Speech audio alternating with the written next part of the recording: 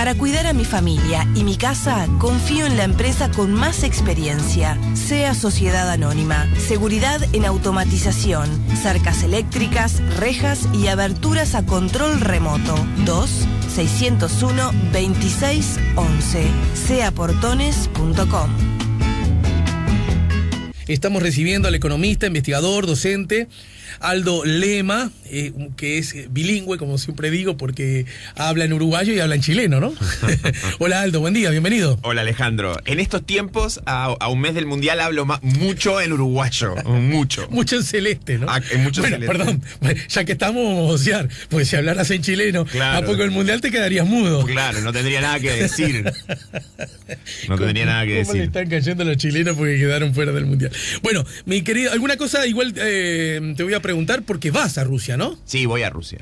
Pero vas en carácter de ciudadano. No, ciudadano del mundo. Ciudadano del mundo, sobre todo, además, porque es un país que no conozco, que me interesa mucho. Me he estado preparando, diría, hasta culturalmente, volviendo a algunas cosas que a Ana Karenina, a ver algunas de las películas más importantes. Doctor Zhivago, mira, volví después de 30 años a verla nuevamente, esa película larga de 4 horas, espectacular, etcétera, porque obviamente... ¿Dónde la viste?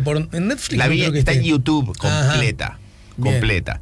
La vi en YouTube y en el fondo, porque a mí siempre me ha interesado fundamentalmente los aspectos más propios de las ciudades, de la cultura del país.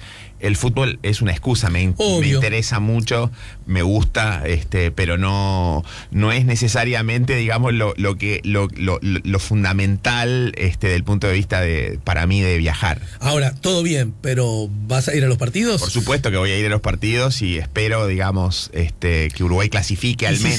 ¿Seguís? Sí, voy a seguir por lo menos un partido más, que tengo la entrada ya sacada de octavos de final. Yo creo que ese es un desafío enorme para Uruguay, ya sea Portugal o España, ¿no? O España.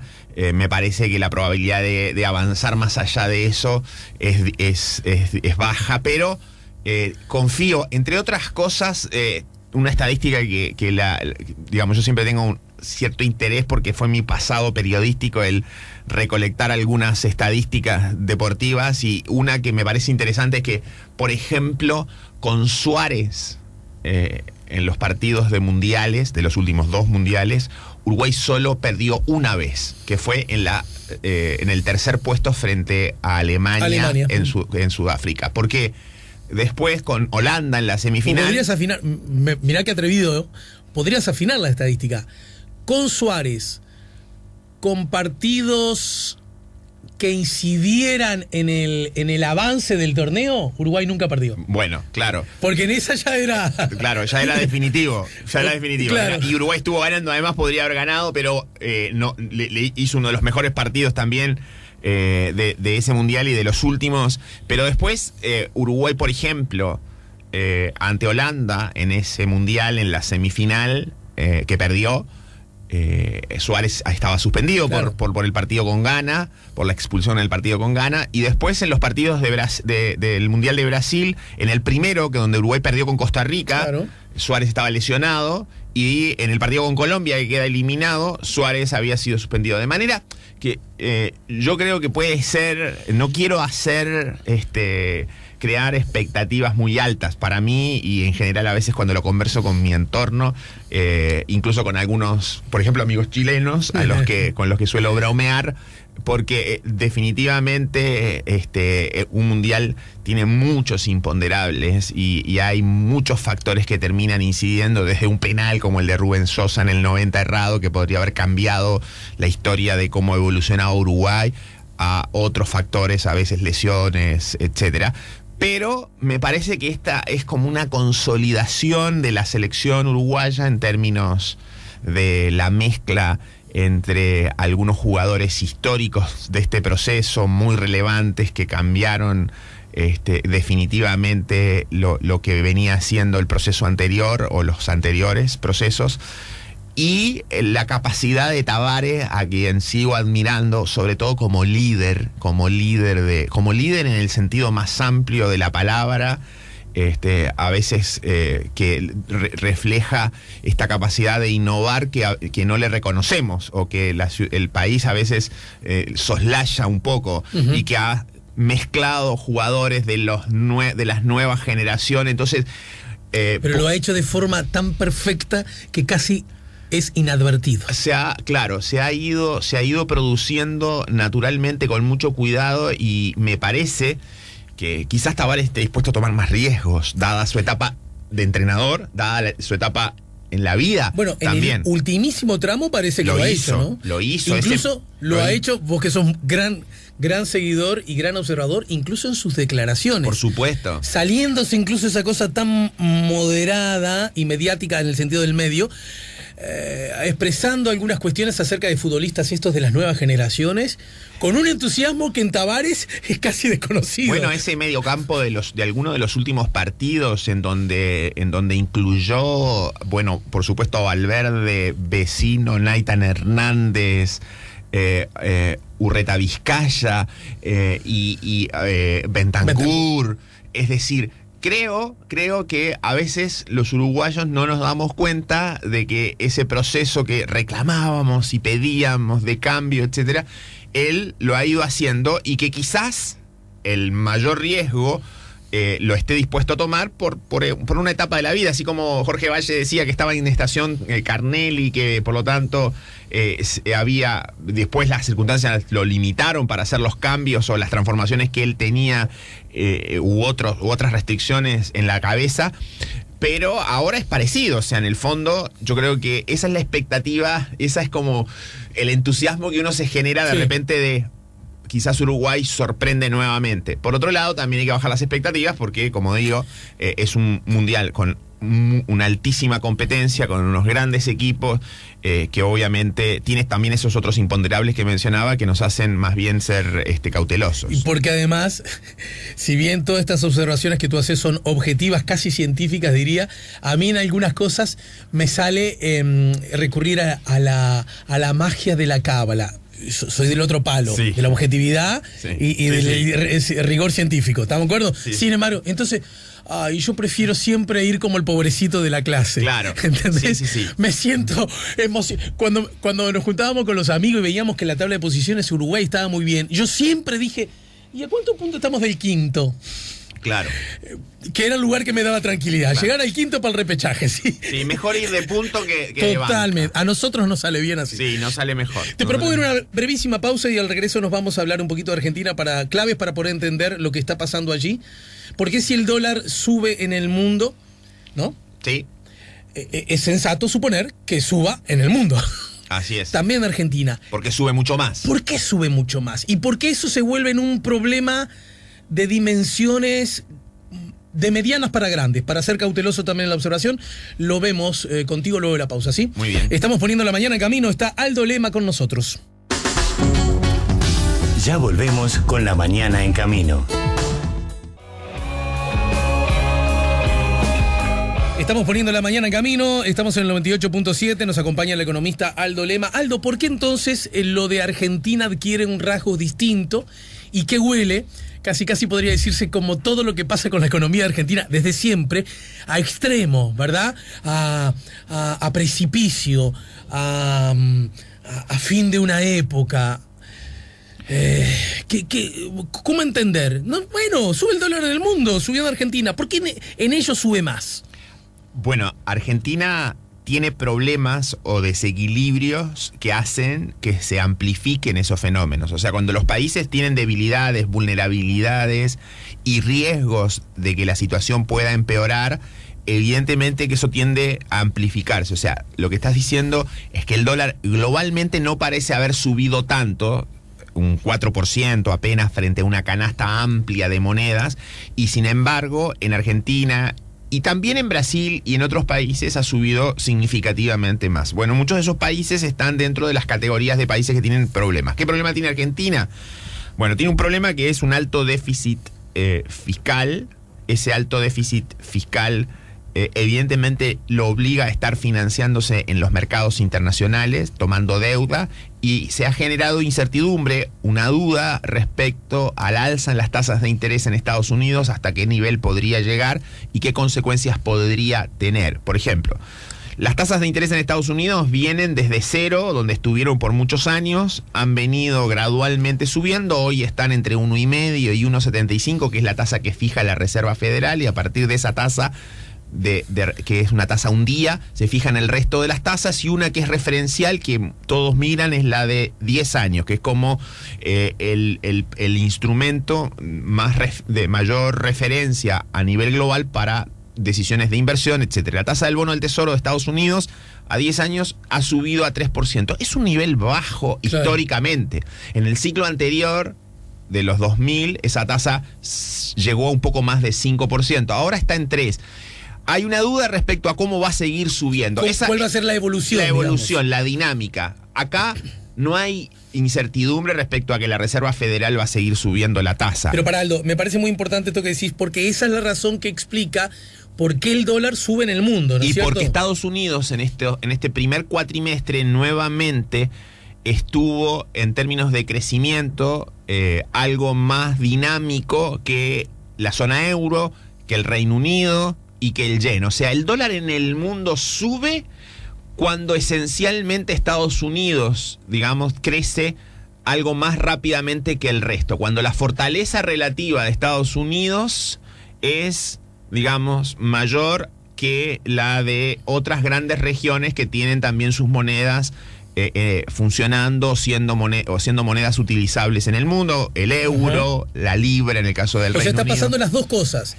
Un aumento de la tasa, ¿no? Que hace que, yo me imagino, el señor que tiene dólares, si tiene tasa cero, tiende a ponerlas más en el mercado, por lo tanto hay más dólares. En otros países, por ejemplo. Entonces ahora ha habido, a partir de la mayor fortaleza de Estados Unidos, de la recuperación de Estados Unidos, ha vuelto un flujo de dólares hacia Estados Unidos, en parte también porque las tasas de interés están siendo un poco más altas, en parte también por la expectativa de que ambas cosas pueden llevar a un dólar más fuerte, y por lo tanto, si está simplemente la expectativa de que el dólar va a subir por factores como estos que estábamos mencionando, esa expectativa, el solo hecho de pensar que el dólar va a subir, es preferible estar en la moneda estadounidense y no en monedas que suelen ser vistas como de segunda o de tercera categoría. Esas monedas más débiles se benefician a veces cuando el dólar se debilita globalmente. O sea, hay más demanda por los dólares. Hay más demanda por los dólares, que tiene que ver con razones de Estados Unidos fundamentalmente, y en parte también cuando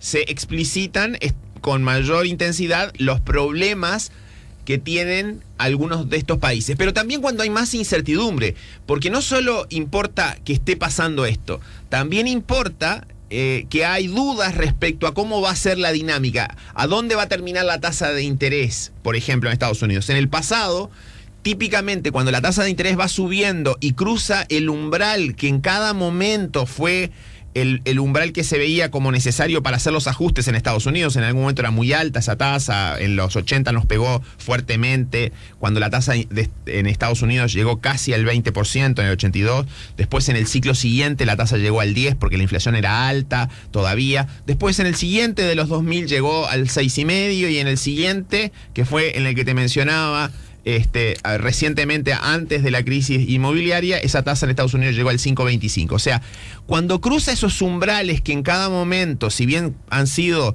sistemáticamente menores a los anteriores, han sido menores a los anteriores, ahora está la tasa entre 1,5 y 1,75. Uno diría, es muy baja. Sin embargo, está la duda, y no será necesario. Estaba en cero. Claro, estaba a cero. Y no será necesario que llegue a más de 3%, que es lo que dice la Fed. La Fed está diciendo en 2 años la voy a llevar al 3%. La Fed es el Banco Central, ¿no? Es la Reserva Federal de Estados Unidos, que imprime los billetes que, digamos, circulan en el mundo a partir de la demanda por los dólares que el mundo le hace a Estados Unidos. También es cierto que hay otros factores más recientes en Estados Unidos, y es un mayor déficit fiscal. Estados Unidos ha bajado los impuestos y hay una política de gastos en algunos ítems del presupuesto norteamericano, como por ejemplo defensa, seguridad, incluso se habla de infraestructura, etcétera, que se suman a los gastos crecientes en salud y demás, que hacen que la perspectiva del déficit fiscal en Estados Unidos esté aumentando y vaya camino al 5,5% del producto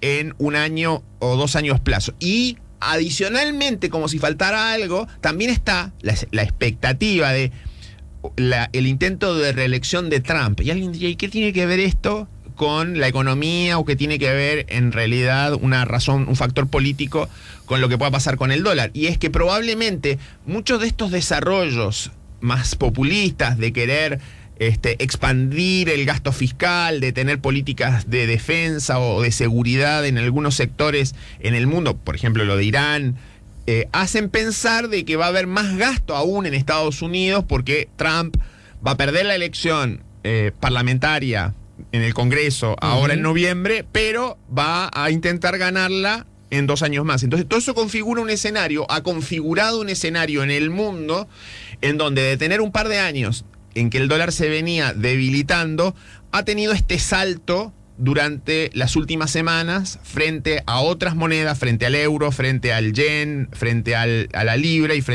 incluso frente al yuan chino, que podría ser transitorio, pero también podría ser permanente. Y ahí vamos a lo de Argentina. Si fuera más permanente y si las tasas de interés subieran más allá de lo que se espera, como hay dudas e incertidumbre, bueno, Argentina no ha hecho todos los ajustes que debía haber hecho a esta altura, ni lo ha hecho a la velocidad que esperaban una parte de los inversionistas, que le habían dado tiempo. O sea, el gradualismo del que ha hablado Macri era condicional, obviamente, a tener tiempo para poder llegar al destino de tener unas cuentas fiscales un poco más ordenadas. Como el animal parece que se podría estar atravesando en el camino antes, o sea, los problemas de un dólar fuerte, tasas de interés en el mundo más altas, bueno, evidentemente se explicitan algunos de los problemas de Argentina. Argentina tiene grandes necesidades de financiamiento porque tiene un déficit fiscal alto. Evidentemente que también ha influido el mal manejo en algunas cosas como cambiar la meta de inflación a fines del año pasado. Si tú dices, bueno, cambio la meta de inflación y la meta de inflación ante los primeros incumplimientos que tengo la subo, bueno, entonces el dólar puede subir más porque si no van a respetar tanto la meta de inflación, el dólar podría estar más alto. Si el dólar va a estar más alto, entonces yo voy a comprar dólares porque quizás esa es la forma que me proteja contra la inflación. Y eso te ha metido un círculo vicioso que parte de lo que viene del resto del mundo como un detonante, pero que se amplifica en los desequilibrios que tiene Argentina, sobre todo en el déficit fiscal, y también en algunos malos manejos del punto de vista de la política económica durante los últimos meses. Por ejemplo, haber cambiado la meta de inflación, haber dado la sensación de que el dólar podía subir más. Eso reflejó cierta debilidad, digamos, el haber cambiado la meta de inflación. Y sobre todo, al flexibilizar la meta, es decir, si la inflación puede ser más alta, bueno, el tipo de cambio, el dólar también puede ser más alto. Entonces, eso te refuerza la especulación a favor de tener dólares. Entendido. A favor de tener dólares.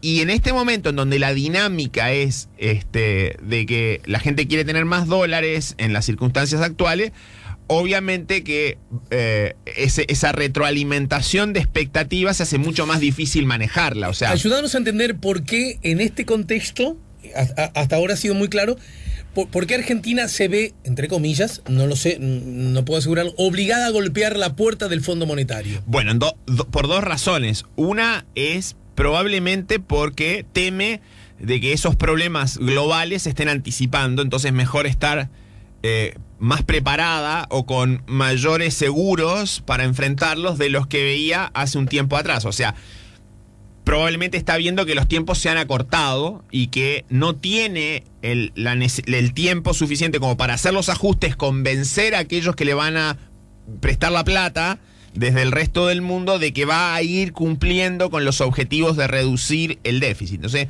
es mejor que un actor acá que podría dar créditos, exigiendo ciertas condiciones de cumplimiento de metas, pero quizás siendo más generoso desde el punto de vista de las tasas que exige. O sea, puede que el Fondo Monetario, eso lo veremos en las próximas semanas, Sí. termine, como ha ocurrido en otras etapas históricas, entregándole financiamiento a los países con tasas de interés algo menores de lo que sería salir a buscarlas en el mercado en colocación de un bono, que obviamente en momentos de mucho estrés financiero, en momentos de muchas restricciones de crédito a nivel mundial, sobre todo para países emergentes, eso te podría llevar a tener que pagar tasas de interés muy, muy altas. Entonces, aquí hay un organismo multilateral, eso pasó en los 80, pasó en los 90 y pasó también en los 2000, que te ofrece o te entrega financiamiento, bueno, pero a cambio de ir cumpliendo ciertas metas. Ahora, eso tiene un costo político importante, por supuesto, y el estar dispuesto a pagar ese costo político tan alto, porque en cualquier parte de la región, quizás hay países como Perú o Chile o Colombia mismo, en donde el Fondo Monetario no es visto como una entidad tan mala o con tan mala reputación como lo es en el Cono Sur. A veces al Fondo Monetario se le atribuyen un conjunto de responsabilidades que muchas veces eran funcionales a tu relato, eran funcionales al relato, y a veces muchos de los problemas venían de los propios países. Entonces, en el caso de Argentina, que está dispuesta a pagar estos costos políticos, puede ser, uno, por una sobrereacción, quizás; dos, porque genuinamente piensan que el escenario externo se deterioró y que por lo tanto es mejor ir rápido a conseguir, entre comillas, ese sello de calidad, ese seguro que da el Fondo Monetario, y que por lo tanto podría ayudar a tranquilizar al resto de los inversionistas. O sea, podría estar queriendo dar la señal de que ahora, con el Fondo Monetario detrás, sí se van a hacer aquellos ajustes que se han ido graduando en el tiempo. Que también es entendible por qué se graduaron. Se graduaron en el tiempo porque Macri, desde el inicio, digamos, sumó o incorporó factores políticos, como no se había hecho en otros tiempos, al manejo económico y social, diciendo: hay riesgos, como ha tenido todo gobierno no peronista en la historia de Argentina, de no poder terminar el mandato presidencial, o de gobernabilidad, llamémosle. Hay riesgos de gobernabilidad. Entonces, necesitamos irnos por el camino del gradualismo. Esa fue la apuesta de Macri. El gradualismo era ir haciendo los ajustes y seguir dependiendo del endeudamiento externo en la medida que iba haciendo los ajustes, hasta llegar a algún momento en donde podía estar en una situación mejor desde el punto de vista de haber, por ejemplo, reducido el déficit fiscal. Lo que pasa es que hay que recordar que en nuestros países, al menos, yo diría que los países del mundo entero, cada vez que hablamos de ajustes significa malas noticias, en particular para los más frágiles, ¿no? Bueno, a ver, hay dos cosas así. O el ajuste se la ligan los más poderosos, los más firmes. Al final, a la larga, el no hacer los ajustes, el no tener finanzas públicas ordenadas. Esa es otra cosa. Sí, el no tener finanzas públicas ordenadas significa que a la larga siempre, digamos, terminan pagando los más débiles. Está bien. En el corto plazo, generalmente lo que ocurre es que si uno logra poner un programa económico completo que priorice también el crecimiento, y a partir del crecimiento eso dinamice la inversión, y con la dinámica del crecimiento y la inversión el empleo se comienza a recuperar, que es en general lo que uno espera y ve de la evidencia empírica, rápidamente empieza a tener resultados que se ven también en la mejora de las condiciones sociales de todos los sectores. Pero eso no parece coincidir con lo que señalaba recién. ¿Por qué el ajuste políticamente es una mala noticia? Porque la población la vive como una mala noticia. Por supuesto, porque y la vive como una mala noticia porque pierde, de distintas perspectivas, calidad de vida. Por lo tanto, yo veo el ajuste y veo la vaca con la que me quemé la leche. Es decir, por supuesto que hay costos de corto plazo que pueden ser en algunos casos altos.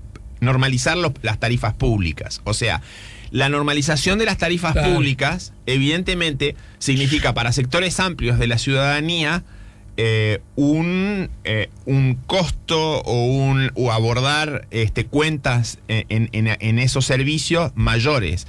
Pero la alternativa era ir hacia que definitivamente la provisión de servicios en esos sectores no existiera, o sea, ir a cortes de luz, por ejemplo, o a cortes de otros servicios, en la medida que si no hay tarifas que estimulen la inversión, como Argentina tuvo durante varios años, evidentemente que el riesgo a la larga de político es mucho mayor. Entonces hay que pasar por los tragos amargos. Lo que Macri entendió y su entorno cercano fue que vamos a dosificar esos tragos amargos. El trago amargo no sea exacto. tan abrupto, digamos. Tenemos que dar ciertas señales para que la inversión se vaya recuperando, pero al mismo tiempo también lo tenemos que hacer de forma gradual para que no haya costos políticos significativos que nos impidan llegar al destino. Clarísimo. Porque si quedamos por el camino, evidentemente, ahí sí los costos van a ser altos para todos. Para ellos, desde el punto de vista político, y también para la ciudadanía en su conjunto. ¿Eso qué necesitaba? Tiempo. Ahora, el tiempo se acortó. El tiempo se acortó. Y entonces, ¿para dónde rumbea Macri? Entonces, al digamos, acortarse el tiempo, la señal que parece estar dando es: voy a mantener la estrategia, y la forma de mantener la estrategia es ir al Fondo Monetario, y el financiamiento que eventualmente puede no estar disponible de los mercados internacionales o de los inversionistas privados, para ser más precisos, lo puedo obtener del Fondo Monetario. Es una buena estrategia si evidentemente, como parece, los tiempos se han acortado. O sea, es un seguro que es mejor tenerlo a no tenerlo, porque si las cosas efectivamente empeoraran aún más de lo que hoy es la situación, evidentemente el camino era indefectible a llegar al Fondo Monetario. Inexorablemente iba a terminar en el Fondo Monetario. Si empeoran, yo ya tengo esto. O sea, si la situación se tiende a normalizar, que no es descartable, porque a veces la historia, a mí siempre me gusta mucho, además de la teoría y de los modelos que los economistas desarrollamos o vamos aplicando a partir de la vida académica, también tenemos la historia que no se repite pero rima, y entonces hemos tenido otros episodios en donde han habido algunas turbulencias en los procesos de normalización de tasas de interés en Estados Unidos. Por ejemplo, en el 2004, cuando empezó a subir la tasa de interés en Estados Unidos, hubo turbulencias durante todo el año parecidas a las de ahora. Hoy no nos acordamos, pero fueron, digamos, de signo, incluso hasta de intensidad mayor a nivel global. O sea, estaba empezando a subir la tasa de interés en Estados Unidos, y al principio los inversionistas, los agentes económicos tenían duda: ¿cómo va a ser el ajuste? ¿Va a ser rápido? ¿Hasta cuánto va a llegar? Y demás. Y después se fue tranquilizando, eso se incorporó, y lo que realmente es un detonador o un catalizador de fenómenos más complejos para nuestros países es cuando la tasa de interés pasa ese umbral alto donde se convierte en restrictivo para el mundo. Que, por ejemplo, en el 2004, en ese proceso empezó la tasa subiendo al 1, ahora también partió cerca del 1, fue subiendo, llegó al 5.25, y en el 5.25 desencadenó un problema en el mercado inmobiliario de Estados Unidos que tuvo las consecuencias que supimos.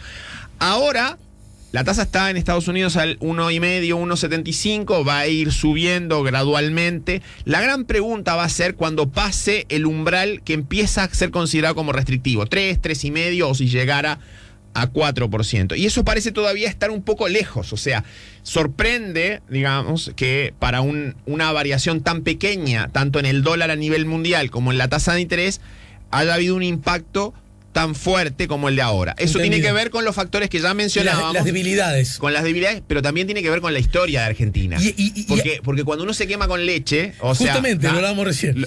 Al final tenemos mucho cuidado después. Y te doy 1 minuto y medio justamente, ya que hablamos de la historia, y vos sos muy particularmente atento a eso, también es cierto que nosotros estamos viendo lo de Argentina con atención, como corresponde, pero no lo estamos viendo ni con temor ni con angustia.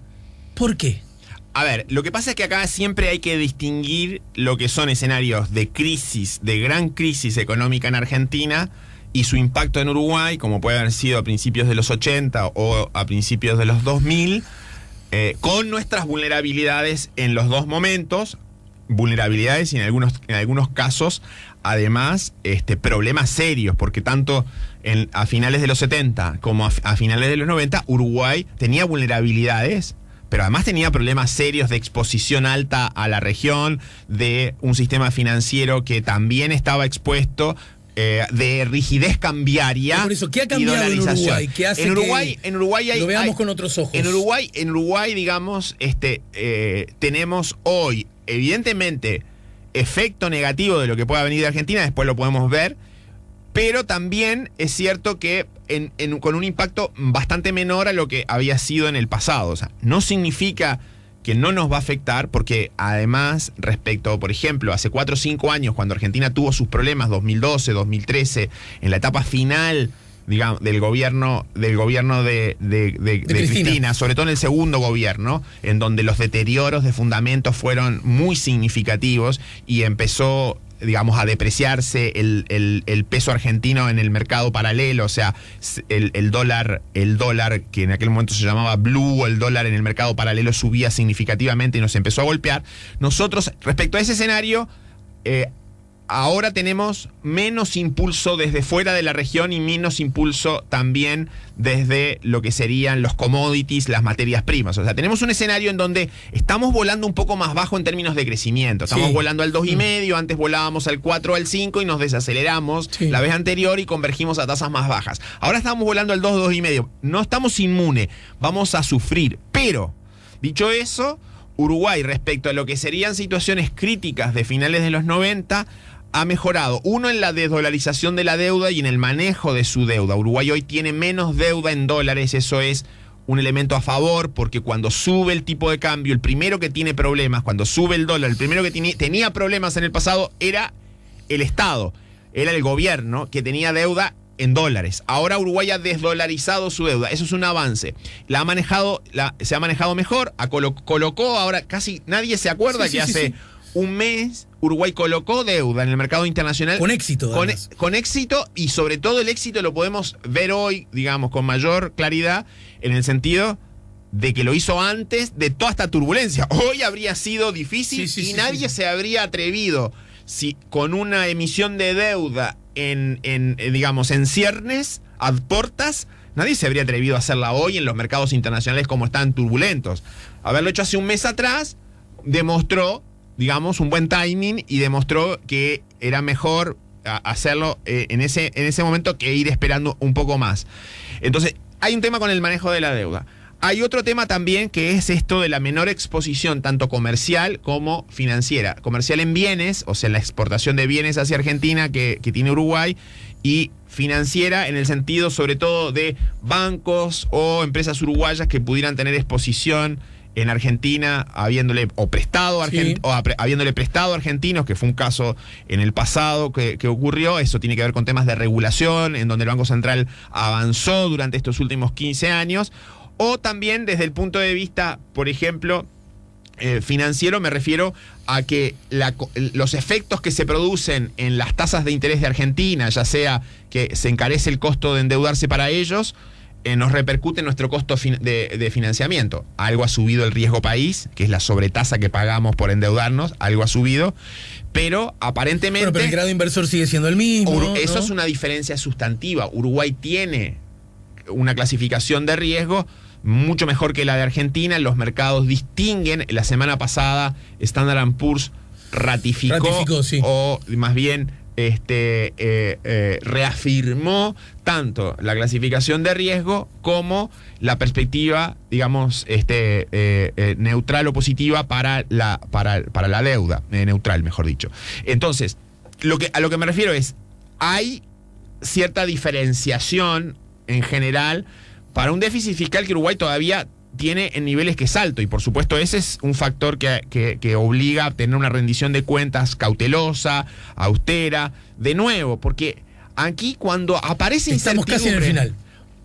Cuando aparece incertidumbre, como en todas las cosas de la vida, ya sea en nuestras cosas personales como en las del manejo de las políticas públicas, si hay incertidumbre, que en el fondo es, digamos, lo que no conozco de lo que puede venir, digamos, ¿no? De los escenarios que pueden venir, es mejor ser cauteloso, aún cuando me pudiera equivocar, porque es preferible equivocarme por pesimista, pensando que vienen tiempos adversos, y entonces yo me preparo para esos tiempos adversos. Y si vienen tiempos buenos en vez de adversos, bueno, me equivoqué, es cierto, ¿no? Tendría que haber pensado que iban a haber tiempos adversos. Pero ese costo es siempre mayor al costo de equivocarme por pesimista, Aldo, por optimista. El histórico tengo más para perder que para ganar. Por supuesto. El que usamos en nuestra vida Así cotidiana. Es. Tengo más para perder que para ganar, equivocándome siendo pesimista. Tengo más para perder que para ganar, equivocándome siendo optimista que siendo pesimista. O sea, entonces, en ese sentido, creo que también lo de Macri, volviendo al inicio, tiene que ver con eso. O sea, probablemente lo que está pensando es que aún en escenarios muy, muy adversos, ir al Fondo Monetario y tener financiamiento y demás, es parte, por supuesto, de prepararse para escenarios más adversos. Que si no vinieran, eventualmente, igual, digamos, estaría mejor preparado que en escenarios alternativos. Entonces tiene razón Vergara cuando dice que la divisa acompaña la evolución internacional y no compromete la inflación. ¿Hasta ahí estás de acuerdo con lo que dijo ayer Vergara? A ver, hay cosas que... 10 segundos. Hay cosas que indefectiblemente Uruguay se va a ver afectado. O sea, Uruguay evidentemente tiene un escenario de crecimiento que en términos de recuperación para el 2019 hoy se ve amenazado. Segundo, evidentemente que la situación fiscal puede enfrentar algún deterioro si, por ejemplo, empezamos a ver una menor influencia, una menor demanda de nuestros productos, sobre todo de servicios, que es un sector en donde Uruguay sigue muy expuesto a Argentina en turismo. Si la temporada turística se empieza a mirar con digamos, un escenario más complicado. Vino fenómeno que esto ocurriera en otoño. Por supuesto, puede haber tiempo todavía que que se recupere hasta diciembre. Evidentemente la economía puede enfriarse a partir de este escenario. El déficit fiscal, que estaba con la idea de volver ubicarse el 2,5 el año que viene, ese objetivo puede ser difícil de alcanzar, y que el dólar evidentemente permanezca al menos transitoriamente un poco más alto, igual puede tener algún impacto en la inflación en el corto plazo. Es distinto, evidentemente creo que eso es lo que apunta Vergara, estar con una inflación hoy, digamos, dentro del rango meta y con algún margen eventualmente para que si sube no se escape demasiado, que haber estado como en el pasado con tasas de inflación que llegaban más a 9 o 10%. Pero no podemos en ningún caso pensar de que no va a haber impacto. Estamos vacunados, no va a haber impacto, blindados del todo. O sea, de que estamos blindados, eso es falso. Sí, bueno. O sea, evidentemente los impactos van a venir. No iría con la historia a la que lo diste recién. Claro, y en menor medida que la historia, y yo creo que también en una forma diferente. Nadie está viendo acá una crisis como la del 2001 en Argentina. O sea, eso es parte de lo que a veces sensibiliza a los inversionistas, porque todavía está en la retina y está en la memoria las cosas que ocurrieron. Entonces, una de las palabras más buscadas en Google en estos días, parece, desde Argentina, es corralito. Claro. Entonces, pero a ver, hoy la situación es muy distinta la que tiene Argentina a la que tuvo en aquella época. O sea, hoy Argentina, por ejemplo, no tiene un sistema financiero tan dolarizado como lo tenía en aquella época, o tiene un sistema financiero de tal magnitud, de tal tamaño que la gente pueda ir a retirar los depósitos. O sea, se achicó. Eso tiene mucho menor impacto de lo que fue en el pasado. En 30 días vas a estar en el Mundial, así que procuraré en menos de ese tiempo que te des otra vueltita por acá. En 30 días vamos a estar en los Urales. Por eso, así que te tengo que aprovechar antes. Bueno. Muchas gracias, Aldo, como siempre. Que pasen muy bien. Gracias por la gentileza y también por la claridad. Para cuidar a mi familia y mi casa, confío en la empresa con más experiencia. SEA Sociedad Anónima. Seguridad en automatización, cercas eléctricas, rejas y aberturas a control remoto. 2-601-2611. seaportones.com